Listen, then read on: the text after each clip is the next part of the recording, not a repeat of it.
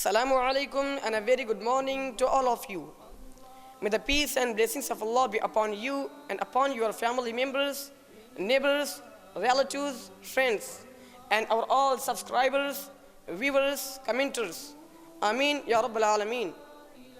I'm your brother Muhammad Asif from Agni, District Yadgir, State Karnataka.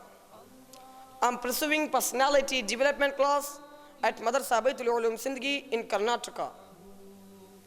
I would like to express my heartfelt thanks to Madrasa Baitul Uloom and Sunnah English Medium School for imparting us the art of public speaking. Honorable and venerable teachers and my blood brothers, last week I start my talk about Surah Al-Fatiha. Last week I presented in front of you with Surah Al-Fatiha from beginning to Malik Yawmiddin. So today I am going to continue my previous topic. Listen me carefully. Iyyaka na'budu wa iyyaka nasta'een. You alone we worship and you alone we ask for help. Allah created us so that we worship Him.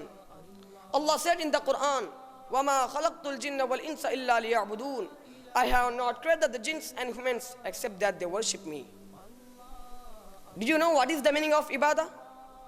Ibadah actually means not only to worship but also to obey Allah's orders, to refrain from disobeying Him, to offer salah, to give alms, and to go hajj to earn halal, invite others towards Islam and serve others, etc. These are acts of ibadah. Among these, the salah is most important ibadah. Who leave the salah intentionally, he commits kufr and demolishes an important pillar of Islam. Ask, O Allah, help me to worship you in the best way. O Allah, help me to worship you in the way that pleases you. The meaning of Iyyaka nasta'een. Without help of Allah, we can't quench our thirst. Then how can we worship Him without His help? That's why I recite this ayah. That's why I read this ayah with this feeling. O Allah, I beg for your help in this salah and in doing every task after this salah. Oh my dear brothers, people hate you. People hate you if you ask them for help. But Allah loves that. Allah loves that we ask Him for help again and again and for everything. Prophet ﷺ said, dua is a worship.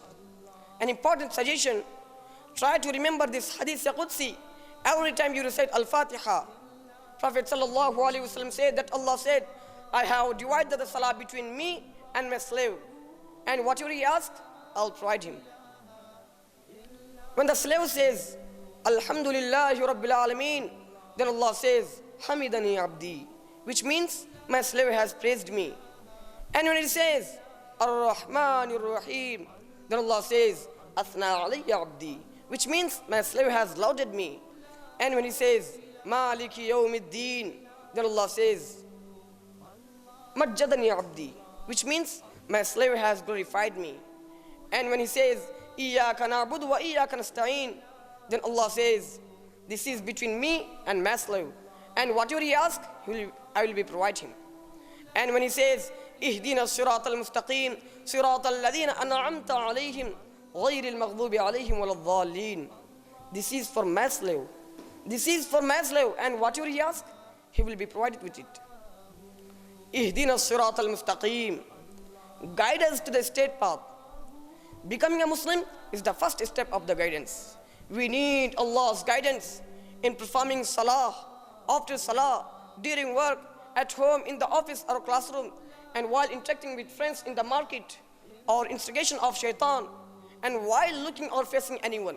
So, we must continuously ask for Allah's guidance. Ask for Allah's guidance for knowing and following the right path. Sirat al-ladhina an'amta alayhim, the path of those you have bestowed favors on them. Allah favored prophets, truthful people, martyrs and righteous people. And let's know what was their path in order to recite this dua with understanding. Let's take the example of our last messenger sallallahu alaihi wasallam. It consisted of mainly these 4 tasks. First, actions. Actions of heart, such as belief, sincerity, love for Allah and His fear alone. Physical actions such as salah, fasting, charity, zakah, alms, and all good attributes and behavior, etc. Second, invite other Muslims, da'wah or inviting other Muslims. Third, tazkiyah, purification of people's belief and actions, and purification of bad things and enforcement of good. The Quran is full of such examples. Fourth, implementing Islam in families and society, all doing good and prohibiting evil. Always follow good models, read about them, check your deeds, keeping in mind their example, and ask for Allah's guidance. Make a plan to act and try to implement. غَيْرِ الْمَغْضُوبِ عَلَيْهِمْ وَلَا الضَّالِّينَ, not of those who bestowed favors, not of those who earned the غَيْرِ الْمَغْضُوبِ عَلَيْهِمْ وَلَا الضَّالِّينَ, not of those who earn your worth on them, and not of those who go astray. There are two groups. First, those who go astray. They don't know and don't want to know. They act without knowing the truth, and they act bother about the purpose of their creation and life. They don't try and spend the time to seek the true knowledge.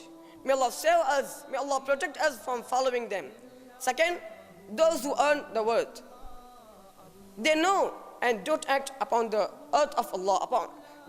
They know and don't act the word of Allah. Imagine their trouble end in this world and hereafter. May Allah save us, may Allah protect us from following them. Keep away from bad models, and may Allah save us, may Allah protect us from following them, from becoming like them. I conclude my speech thanking you all for listening to me patiently. Thank you so much and have a wonderful day.